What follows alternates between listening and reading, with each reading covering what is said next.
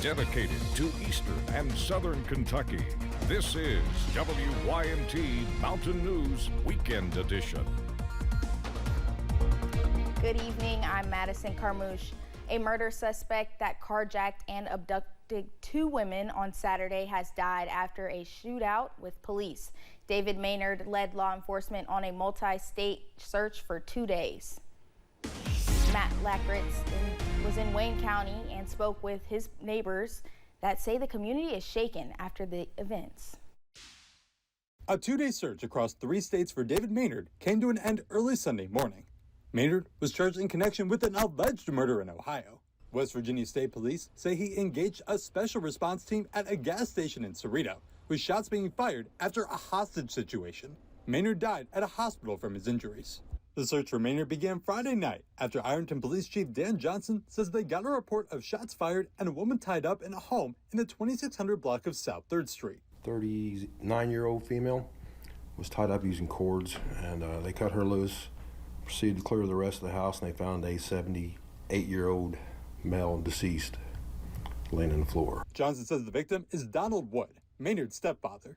Officers say Maynard was on the run and spotted in Kentucky the next day. Kentucky State Police Trooper Shane Goodall says they received reports of Maynard abducting a woman in Carter County. After a short time had passed, she was actually seen at Louisa Dollar General, where Mr. Maynard had took her and the vehicle. At that point, he tried to get into another vehicle, and the female subject actually honked her horn, scared him. He jumped back in the abductee's vehicle and left the area. State police scoured Lawrence County, Kentucky. Then, police got a tip that he crossed borders again, this time into West Virginia. The subject is on foot, unknown direction of travel. They believe he's at a gaming parlor in the area. After everything that happened Friday night in Ohio to the things that happened yesterday in Kentucky, things finally ended here at this speedway in Cerrito, West Virginia. I'm still in shock over it. It's just something that you wouldn't believe would happen in your town. I'm still trying to take it in a little bit. West Virginia State Police say a trooper stopped at a gas station during the search and recognized Maynard inside. When the trooper first approached him, state police say Maynard pointed a pistol at the trooper while he was outside the store and a hostage situation began. Maynard had 3 hostages, but with the help of a negotiator, 2 were able to get away. He then stepped outside asking for a blanket for the last hostage. This is when West Virginia State Police say shots were fired.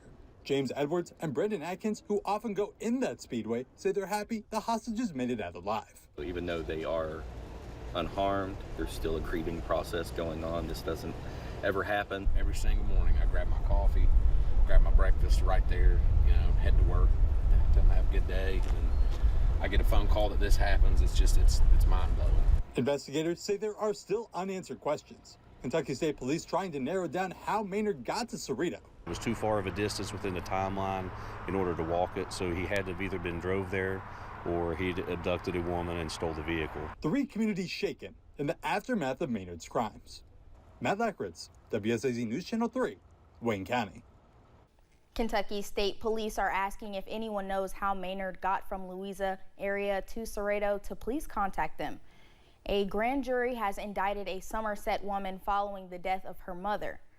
The Pulaski County Sheriff's Office says Abra McDonald is facing charges of knowingly abusing or neglecting an adult. The Sheriff's Office says on June 27th, they found her mother, Karen McDonald, on the floor of her home. Officials say she died at the hospital the next day. They say she had been on the floor for several weeks. Deputies believe Abra, who lived with her mother, made no effort to help her. She could face 5 to 10 years in prison. On Saturday, the Corbin Police Department was called to a home for domestic violence. Officers responded to a call and arrested Austin Wells of Corbin. The call came from Wells' wife after an incident in the home. Wells was taken to the Whitley County Detention Center for assault and strangulation charges. Having your car stolen is scary enough, but what if you left something that cost more than $100,000? WYMT's RJ Johnson has more. On Thursday, it was a scary situation for Sandra Combs and her husband, Perry County Magistrate Ronald Combs, as their car was stolen in Lexington. We walked outside and I looked at the parking lot and I looked at everybody and I said, "Where's my car?" And then we just assumed that it had been stolen.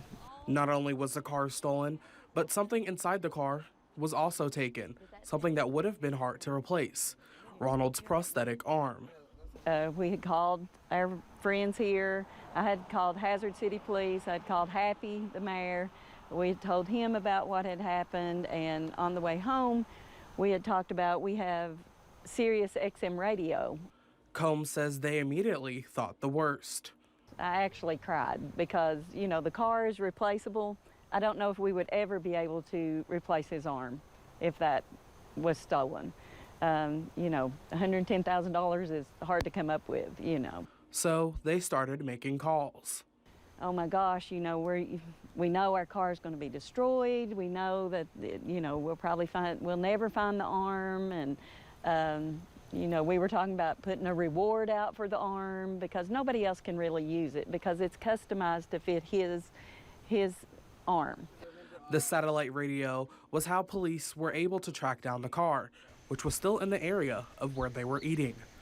It is not wrecked, it is not destroyed, and when he called us, he said, we found the car, and from what it looks like, the arm's in the back seat. It actually puts chill bumps on my arm because that's phenomenal. Even though the thief got away with a few dollars and some personal items, Combs says she is happy to have her car back, but most importantly, her husband's arm. In Hazard, RJ Johnson, WYMT Mountain News. Combs says to make sure to take expensive items with you when you leave and make sure you know your license plate number. She says she is thankful for the fast response of the Lexington Police Department, who are still investigating the incident.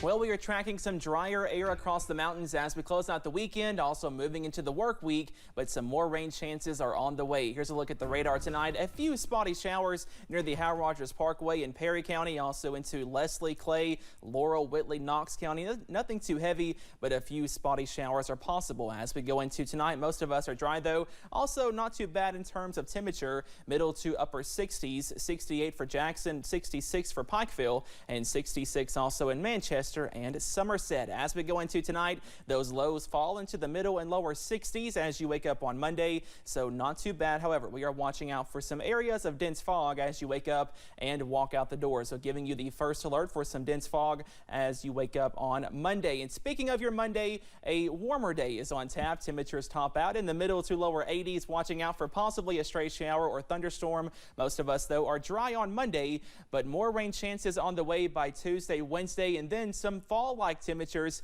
by Thursday and Friday. All those details coming up in just a few minutes. Madison? Thanks, Cameron. A 9/11 memorial was held at the Laurel County Fairgrounds today to remember those who lost their lives during the World Trade Center attacks. Fire, EMS, police, and rescue from across the region were on hand to honor those who died in the tragedy. And after 14 years of being the event coordinator, Michael Peters is stepping down because of health issues. This is my last one, but I hope someone will come along and they'll say, hey, Mike, pass the torch to me, let me do this. Let me help. All this stuff here, the flags and everything they can have, I'll donate it all to them. They can have it all. I just want someone to remember, because if we don't do it, who's going to do it? Peters also says honoring first responders is a passion of his, and he is sad that the event today will be his last. Tomorrow marks the 22nd anniversary of the 9/11 terror attack. The Biden administration is marking the somber anniversary with a $4 million award to the 9/11 Memorial in New York City. The new funding is under the 9/11 Memorial Act grant program. President Biden will speak to more than 1,000 service members, first responders, and their families tomorrow at Elmendorf Air Force Base in Anchorage, Alaska. Vice President Harris will be at the 9/11 Memorial in New York. Here in the Commonwealth, Governor Andy Beshear is ordering flags to half-staff tomorrow to honor those lost in 9/11. Beshear will join Ashland Mayor Matt Perkins, Ashland Police and Fire Departments for a memorial ceremony in downtown Ashland. It starts at 8:30 Monday morning. Over the weekend, hundreds of people made their way to learn about and reenact the Battle of the Middle Creek in Floyd County. Folks had the chance to participate in a variety of events about the battle. President of the Friends of Middle Creek, Patrick Davis, says he wants people to learn about the history due to its importance. He says that this allows people to be connected to the battle. And what we're doing here is we're trying to present history in a historically accurate way. And we're trying to make sure that people are connected to their actual history through the battlefield. It's important to have something tangible, something that people can hold on to and say, this is what happened here and this is what the experience was. Davis says they are still trying to get to the same attendance they saw before the COVID-19 pandemic. The CDC estimates this is 1 in 36 kids in the United States have autism. To help those who have been diagnosed and their families, the Autism Society of the Bluegrass hosted their annual fundraising event earlier today. Alyssa Williams was there and to watch the festivities unfold. The Autism Society of the Bluegrass's annual Autism Walk kicked off in Lexington on Sunday, offering more than just an opportunity to raise money for the organization. It's more than that, a chance for everybody in the autism community and supporters to get together in a place where they don't have to be self-conscious or worried about how they look or sound, and can just have some fun with each other. ASBG President Sarah Spraggins says she understands how liberating gatherings like this can be for families of those on the spectrum. I have a son who was diagnosed with autism at age 4, and now he is 26. So the very month that we got our diagnosis, we attended our first ASBG meeting, and we could not be where we are now without the support of the other families who knew the ropes already. Funds from this event are used for autism-related education, advocacy, and resources for families, caregivers, and professionals who work with those on the spectrum. And Spraggins says this year's event has brought in more than 250 walkers. When we're in the midst of planning this, I think, oh, will anybody be there? And more people have come every year, and it is just really heartwarming to everybody who is working with people with autism or has a family member who has autism, to see this much support from the community. And for those on the spectrum, like Robert Kaiser, events like this offer confirmation that he's not alone in his diagnosis and that he has the chance to help others just like him. I know that what I do here is impacting people all over the world positively. In Lexington, Alyssa Williams, WKYT. Spraggins says she estimates the Autism Society of the Bluegrass raised $26,000 through today's event, and she hopes that the amount and the attendance will grow even more next year.